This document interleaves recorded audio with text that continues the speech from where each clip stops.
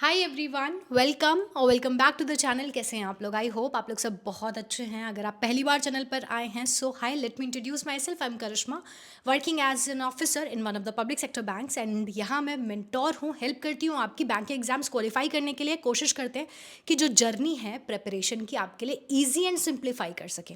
अगर आपने बहुत सारी और वीडियोज़ नहीं देखी हैं चैनल पर तो जाकर ज़रूर देखिएगा। पहले ये वाली वीडियो देख लीजिए। अब ये वीडियो किस किस के लिए है तो आपको मैं बता दूं, क्योंकि हम इसमें बात करने वाले हैं बैंकिंग एग्जाम 2026 के प्रीलिम्स एग्जामिनेशंस की, जो आपको टाइमलाइन के हिसाब से पता है या तो जुलाई एंड में होंगे या फिर अगस्त में। तो आपका कैलेंडर आ ही चुका है, तो देखते हैं कि कब होते हैं। लेकिन अगर हम मोटे मोटी बात करें तो आपके पास 90 दिन बचते हैं। 90 दिन यानी 3 महीने आपके पास हैं। अब क्या उस 3 महीने में आप बैंकिंग एग्जाम क्वालिफाई कर सकते हैं अगर आप आज शुरू करें? अगर आपका भी ये सेम क्वेश्चन है तो इसका आंसर आपको अगली वीडियो में मिलेगा। इस वीडियो में किसको आंसर्स मिलेंगे एंड क्या क्या आंसर्स मिलेंगे, अगर आपने अपना सिलेबस कंप्लीट कर रखा है, आपके पास बेसिक अंडरस्टैंडिंग पूरी आ गई है, अब आप सिर्फ स्ट्रगल कर रहे हैं, कंसिस्टेंट होने में आप स्ट्रगल कर रहे हैं कि कैसे मैं क्या क्या पढ़ूं, कितनी चीज़ें पढ़ लूं, क्या छोड़ दूं। अगर इस पूरी उलझन में आप लगे हुए हैं और आपको लग रहा है कि मैं निकाल तो सकता हूं प्रीलिम्स एग्जामिनेशन या सकती हूं, लेकिन कहीं तो अटक रहे हैं, तो आपको उसमें डेफिनेटली हेल्प मिलने वाली है। और आप अगर कंसिस्टेंट नहीं हो पा रहे हैं, प्रोक्रेस्टिनेट कर रहे हैं, तो मैं कोशिश करूंगी कि आपके अंदर एक मोटिवेशन एक ऐसा डालकर जाऊं, आज एक ऐसा मोटिवेशन, ताकि आप अपनी पढ़ाई पर वापस ऑन ट्रैक आ जाएं। सो आज इस वीडियो में ये होने वाला है। बाकी अगर आपने अभी तक करंट अफेयर्स नहीं शुरू करी हैं तो करंट अफेयर्स आपको शुरू कर देनी चाहिए। पता नहीं आप क्यों इतना लेट कर रहे हैं। पीछे वीडियो जो इसके जस्ट पहले वीडियो आई थी उसमें मैंने आपको बताया कि कब से करंट अफेयर्स करनी है, कितनी करनी है, तो प्लीज़ वो ज़रूर चेक कर लीजिए। बाकी अब 90 दिन के हिसाब से आपको सबसे पहले क्या करना है मैं आपको ये बताती हूँ। तो चलो बिना किसी देरी के वीडियो शुरू करते हैं। आपको सबसे पहले तो अपना टारगेट एग्जामिनेशन मुझे बताना है। आप वीडियो यहाँ पॉज करेंगे, थोड़ा सा खुद पर दिमाग लगाएंगे एंड मुझे बताएंगे कमेंट सेक्शन में लिख के कि this is my target examination, I am going to clear this examination 2026। क्योंकि कई बार क्या होता है, हमारे पास बैंकिंग में कम से कम भी तो 10 एग्जामिनेशंस तो आते ही आते हैं साल में, तो हम बहुत ही ज़्यादा डिल्यूजनल हो जाते हैं। हम किसी एग्जाम पे एक स्पेसिफिक टारगेट नहीं कर पाते। तो आपका जो भी एग्जामिनेशन है आप पहले तो लिखिए कि ये आपका टारगेट एग्जामिनेशन है। पहला चीज सॉल्व हो गया। अब दूसरा आपको क्या करना है, इस टारगेट एग्जामिनेशन का आपको एक मॉक टेस्ट देना है। ठीक है, अब मॉक टेस्ट क्यों देना है, क्यों जरूरी है, इसके बारे में तो आज पूरी की पूरी वीडियो में सिर्फ यही बात होने वाली है। लेकिन एक जो क्वेश्चन आपका होता है कि देना कहाँ से है, तो वो मैं आपको बता देती हूँ। ये आपको प्लेटफॉर्म दिख रहा है टेक्स्ट बुक। अब टेक्स्ट बुक पे पहले क्या होता था, 3 पासेस आते थे, प्रो मैक्स एंड एलीट। लेकिन अब क्या है, सिंप्लीफाइड कर दिया गया है, एक ही पास आएगा। अगर आप पहले से आपने कोई पास बाय किया हुआ था टेक्स्ट बुक का तो वो आप अपडेट कर लीजिए अपनी एप्लीकेशन, वहीं आपको मिल जाएगा। और कोई भी हिडन प्लेटफॉर्म फी नहीं होने वाली है। जो आपको स्क्रीन पर चार्जेस दिख रहे हैं उसमें अगर आप यूज़ करेंगे KS कोड तो आपको और डिस्काउंट मिल जाएगा एंड वही चार्जेस आपके होने वाले हैं। नाउ इसका फ़ायदा क्या है, क्योंकि देखो एग्जाम रेलेवेंट एकदम मॉक टेस्ट होता है, आप में से बहुत सारे लोग यूज़ ही करते होंगे। लेकिन इस एक पास के अंदर अंदर ही आपको मॉक टेस्ट मिल जाएंगे। सबसे पहले तो प्रीवियस ईयर के क्वेश्चन पेपर्स मिल जाएंगे, वेरी इंपॉर्टेंट टू नो कि आपके एग्जाम में पूछा क्या जा रहा है। स्टडी नोट्स मिल जाएंगे, रियल टाइम डाउट सपोर्ट आपको मिलेगा एंड एक बहुत इंपॉर्टेंट चीज़ जो लाइव टेस्ट आप लोग बहुत ही निगलेक्ट करते हैं, वो लाइव टेस्ट आपको मिलेगा एंड रैंकर्स टेस्ट सीरीज आपको यहाँ पर मिल जाएगी। अब इसका पूरा लिंक वगैरह आपको डिस्क्रिप्शन में मिल जाएगा, जाकर आप चेक कर सकते हैं। अब वापस आते हैं अपने टॉपिक पे। अब आपको मॉक टेस्ट पता चल गया कहाँ से देना है। मॉक टेस्ट जब आप दे देंगे तो वहाँ पर आपको 2 चीज़ें चेक करनी है। एक आपको चेक करनी है परसेंटाइल एंड एक आपको चेक करनी है एक्यूरेसी। अब एग्ज़ाम निकालने के लिए परसेंटाइल कितनी चाहिए, आपकी परसेंटाइल एंड एक्यूरेसी की जो कॉम्बिनेशन है वो कुछ इस तरह की होनी चाहिए कि 90 प्लस तो आपकी परसेंटाइल आ ही रही होनी चाहिए और आपकी जो एक्यूरेसी है वो 95 प्लस होनी चाहिए। ये आपकी कॉम्बिनेशंस हैं जो आपको बताएंगे कि आपका एग्जाम निकल रहा है, 100% निकल रहा है। लेकिन ऐसा तो हो नहीं रहा होगा। अगर ऐसा हो रहा होता तो आप इस वीडियो पर नहीं होते शायद। अगर ऐसा नहीं हो रहा है तो ऐसा कैसे होगा और कैसे आप कर सकते हैं, मैं ज़रा उसकी बात करती हूँ। सबसे ज़्यादा जो आपको परसेंटाइल और एक्यूरेसी में प्रॉब्लम क्रिएट करेगी ना चीज़, जो आपकी एक्यूरेसी 95 नहीं होने देगी, वो होगी इंग्लिश। क्योंकि इंग्लिश में चाहे किसी का हाथ कितना ही बढ़िया हो, सब लोग एक्यूरेसी में बहुत प्रॉब्लम आती ही आती है। तो इंग्लिश में अपनी एक्यूरेसी कैसे मेंटेन करनी है, कैसे आप इंग्लिश को अच्छा कर सकते हो, उसके लिए पूरी एक्चुअली सिर्फ इंग्लिश के लिए नहीं, रीजनिंग के लिए भी और क्वांट के लिए भी मैंने तीनों के लिए अलग सेपरेट वीडियोस डाली हुई है, जिसका लिंक मैं आपको डिस्क्रिप्शन में दे दूंगी। सिर्फ बताने के लिए नहीं कर रही हूँ ये बातें, मैं चाहती हूँ कि 2026 में तुम्हारा बैंकिंग एग्जाम निकले।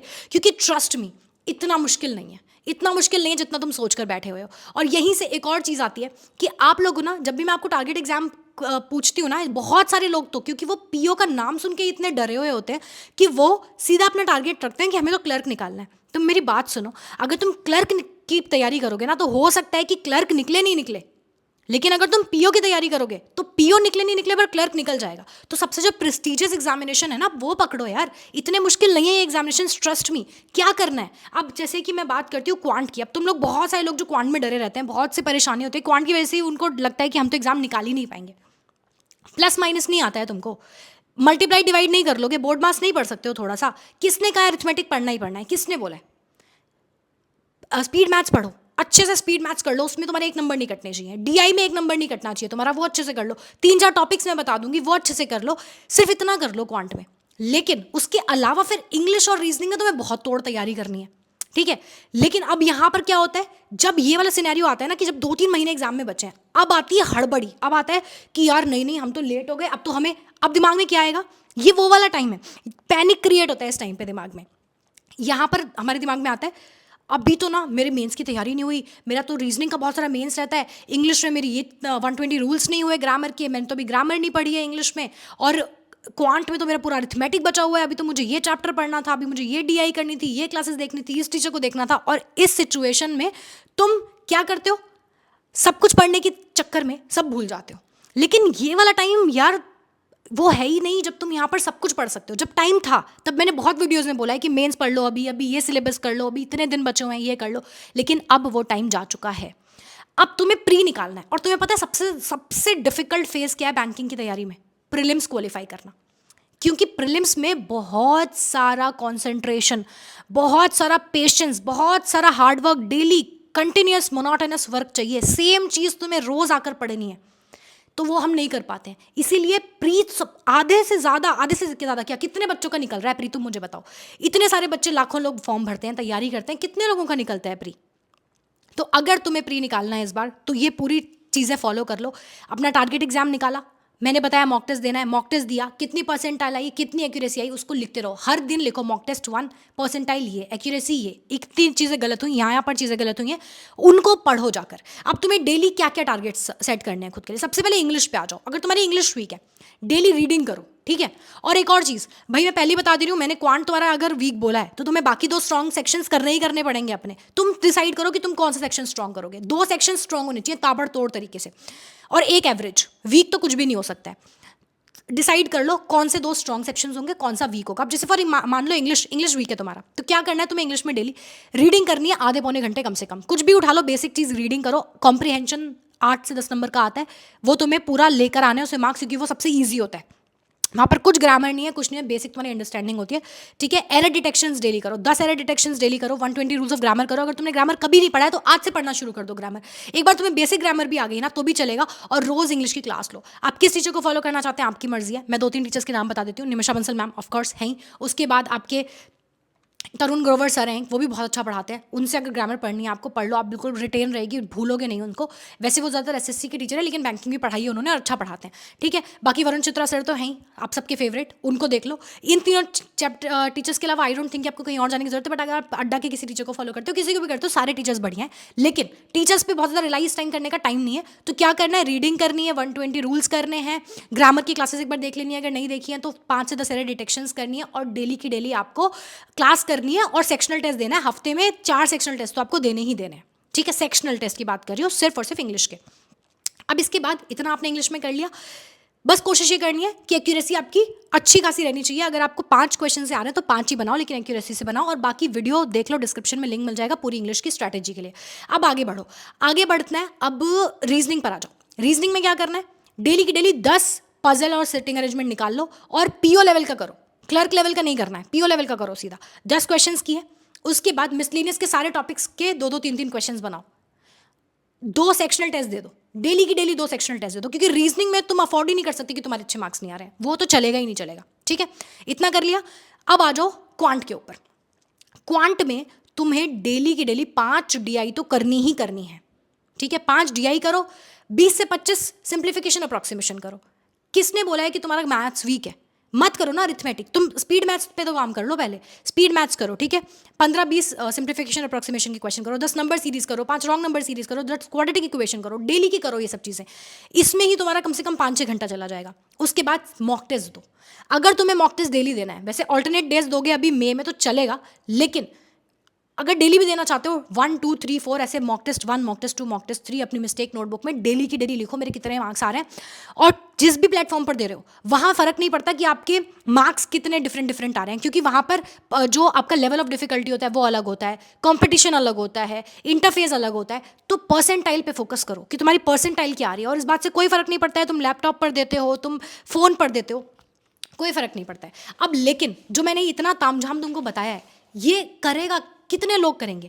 देखो, मुझे नहीं पता कि क्या कहने से चीज़ें चेंज होंगी, क्या कहने से तुम पढ़ना शुरू कर दोगे, लेकिन मुझे सिर्फ इतना पता है कि ये एक एग्जामिनेशन तुम्हारा पॉइंट ऑफ व्यू दूसरों की नज़र में कंप्लीटली चेंज कर सकता है। स्ट्रगल तो कभी नहीं रुकने वाला है, स्ट्रगल आज भी है, अगले जब जॉब लग जाओगे तब स्ट्रगल कुछ और हो जाएगा। लेकिन जब जेब में पैसा होता है ना, जब स्ट्रगल के साथ साथ तुम शाम को 5 स्टार में खाना खा सकते हो, जब तुम ऑफिस जा रहे हो, तुम्हें जिस ऑफिस जाना पसंद भी नहीं है लेकिन तुम उस ऑफिस जा रहे हो अपनी 20 लाख की गाड़ी में बैठ के, वो स्ट्रगल वर्थ इट होता है। तुम्हारी वैल्यू दूसरों की नज़रों में नेक्स्ट लेवल पे होगी। जब किसी का बच्चा 12th कर लेगा ना, तुम्हारे आसपास के रिश्तेदार होंगे, वो फ़ोन करेंगे, तुमसे पूछेंगे कि अच्छा क्या करवा दें इसको। अब तुम्हारे घर में तुम्हारी बात की वैल्यू हो जाएगी। तो क्या रीज़न है कि तुम नहीं पढ़ रहे हो? क्या रीज़न है कि तुम प्रोक्रेस्टिनेट कर रहे हो? क्या रीज़न है कि तुम प्रीलिम्स नहीं निकाल सकते हो? क्या तुमने 10th तक पढ़ाई नहीं करी हुई है? मैं तो कहती हूँ जिसने भी 10वीं तक पढ़ाई करी हुई है, आज मेरी नीस जो 11वीं क्लास में, अगर मैं उसको बोल दूँ ना कि तू ये पेपर सॉल्व कर दे, वो पूरा दिन लगा के पेपर सॉल्व कर देगी। तो क्या हम इतने गए गुजरे हैं कि हम ग्रेजुएशन कर चुके हैं, सब कर चुके हैं, और उसके बाद हम ये एग्जामिनेशन नहीं निकाल सकते? तुमको लगता है कि अरिथमेटिक नहीं करेंगे तो एग्जाम नहीं निकलेगा? तुम 2 सेक्शंस तो अच्छे कर लो, तुम रीजनिंग अच्छा कर लो, तुम इंग्लिश इतना बढ़िया कर लो कि क्वांट में तुम एवरेज करोगे तो चल जाएगा। और ठीक है, क्वांट में अरिथमेटिक के चैप्टर्स पूछने हैं ना कि क्या क्या करना है। प्रीलिम्स निकालने के लिए सिर्फ और सिर्फ प्रीलिम्स की बात कर रही हूँ, अगर तुम्हें सिर्फ प्रीलिम्स निकालना है, percentage, average, ratio proportion, probability, permutation combination साथ में हो जाएंगे, profit and loss and partnership, और एज बेस्ड क्वेश्चंस, सिर्फ इतना ही कर लो। ये 5 चैप्टर्स कर लो। टाइम एंड वर्क भी नहीं बोल रही हूँ मैं, जबकि वो इतना इजी चैप्टर है, बट ठीक है वो भी मत करो। ये 5 चैप्टर्स कर लो। बाकी जब टाइम मिलेगा तो इन 3-4 क्वेश्चंस को बना लेना, 5 क्वेश्चंस बना लेना, बहुत है। अरिथमेटिक के 5 क्वेश्चंस, बाकी 10-12 क्वेश्चन वहाँ से आ गए, 15 नंबर का क्वांट कर लो, बहुत है, सफिशिएंट है। पीओ में, क्लर्क में वो बढ़ जाएगा नंबर, क्लर्क में इजी आता है तो नंबर बढ़ जाएगा, 20 से 25 नंबर का चला जाएगा। लेकिन सिर्फ इस डर में बैठे रहोगे कि क्वांट हमसे तो होगा ही नहीं, तो हम करेंगे ही नहीं, मॉक टेस्ट हम देंगे ही नहीं, और सिर्फ प्रोक्रेस्टिनेट करते रहोगे, तो प्रोक्रेस्टिनेशन का तो कोई सोल्यूशन नहीं है, और तुम्हारा ना पढ़ाई करने का कोई रीज़न नहीं है। अगर तुम अभी सोचोगे कि अभी तो मैं बैंकिंग अवेयरनेस भी पढ़ लूँ, अभी तो मैं ये भी कर लूँ, तो वो तो उससे कोई फ़ायदा नहीं है। देखो, वो सब चीज़ें सिर्फ टाइम वेस्ट करेंगी। इस बार टारगेट बनाओ, प्रीलिम्स निकालना ही निकालना है। अगर तुमने थोड़ा सा भी मतलब सिलेबस कंप्लीट कर लिया है, अंडरस्टैंडिंग अच्छी खासी आ गई है, तुम बस डिफिकल्टी होती है तुम्हें क्वेश्चन सॉल्व करने में, तो डेली के क्वेश्चन सॉल्व करो। जितने क्वेश्चन मैंने बताए, 6 घंटे डेली प्री की प्रैक्टिस करो, और 2 घंटे लगातार रख के ये sectional test and mock test वगैरह दो। 8 घंटे भी अगर तुम डेली कंसिस्टेंटली 90 डेज तक पढ़ लेते हो, मैं गारंटी देती हूँ कि तुम्हारा एग्जामिनेशन निकलेगा। डिच करो ना यार ये कंफर्ट जोन जिसमें बैठे हुए हो, कब तक बैठोगे इस कंफर्ट जोन में? क्या मिल रहा है इस कंफर्ट जोन में बैठ के? इतनी मेहनत कर दो, इतनी मेहनत कर दो, दिन रात मॉक टेस्ट दो, रात को 3 बजे उठ के मॉक टेस्ट दो, सुबह उठ के मॉक टेस्ट दो, रात को 12 बजे मॉक टेस्ट दो, दोपहर में 2 बजे बैठ के मॉक टेस्ट दो, जब सब हल्ला मचा रहे हैं तब मॉक टेस्ट दो। इतने मॉक टेस्ट दे दो कि जब रियल एग्जामिनेशन में बैठो एक मॉक टेस्ट ही लगे वो। और सिर्फ इतना ही करना है, प्रीलिम्स निकालने के लिए सिर्फ इतना करना है। बाकी मेंस के लिए जिन्होंने प्रीलिम्स की तैयारी अच्छी कर ली, आप लोग मुझे कमेंट सेक्शन में बताओ कि प्रीलिम्स में अच्छे मार्क्स आ रहे हैं, 90 तक परसेंटाइल जा रही है, एक्यूरेसी भी ठीक ठाक आ रही है, कंसिस्टेंट बना हुआ है बिहेवियर, और आपका प्रीलिम्स इस बार निकल जाएगा, आपको लग रहा है। तो मेंस के लिए मैं बताऊंगी ना कैसे पढ़ना है, कहाँ से पढ़ना है। अगर तुम्हारे पास बहुत रिसोर्सेज नहीं है तो ये मैं कितना अंडर 400 का मॉक टेस्ट मैंने बताया, ठीक है, ये ले लो। फ्री की इतनी सारी क्लासेस हैं यूट्यूब पे, कुछ पेड लेने की जरूरत ही नहीं है, तुम्हारा सब कुछ सॉर्टेड है। सिर्फ और सिर्फ तुम्हारा मन तुम्हें कंट्रोल करना है, सिर्फ और सिर्फ अपना ध्यान पढ़ाई में लगाना है, और सिर्फ 3 महीने के लिए लगा लो, प्रीलिम्स निकल जाएगा। एक बार प्रीलिम्स निकालना सीख जाओगे, उसके बाद प्रीलिम्स की टेंशन खत्म, फिर सिर्फ मेंस पर फोकस करना है। और मेंस अगर तुमने एक बार निकालना सीख लिया, क्लर्क तो ऐसे ही निकल गया। उसके बाद इंटरव्यू वगैरह भी बता दूंगी, बहुत ईजी है। मैंने अपने पहले इंटरव्यू में 90+ मार्क्स लेकर आई हूँ, तुम्हें बताया है मैंने कैसे 6-7 महीने में एग्जामिनेशन निकाला। और अगर मैं निकाल सकती हूँ तो बस मुझे लगता है कि तुम मेरे जो अपने लोगों, मेरे भाई बहनों, मेरे दोस्तों, जो देख रहे हो मुझे, मैं चाहती हूँ बस तुम एग्जामिनेशन निकालो। इसीलिए नॉन स्टॉप 15 मिनट से मैं बोली जा रही हूँ। एंड जितनी चीज़ें मैंने बताई अगर तुमने इतनी कर ली, तुम्हारा एग्जामिनेशन निकल जाएगा। सबसे पहला जो अभी तुम्हें काम करना है, अपना टारगेट एग्जामिनेशन और मॉक टेस्ट, ये 2 चीज़ें करनी है, ठीक है। चलो, टेक केयर।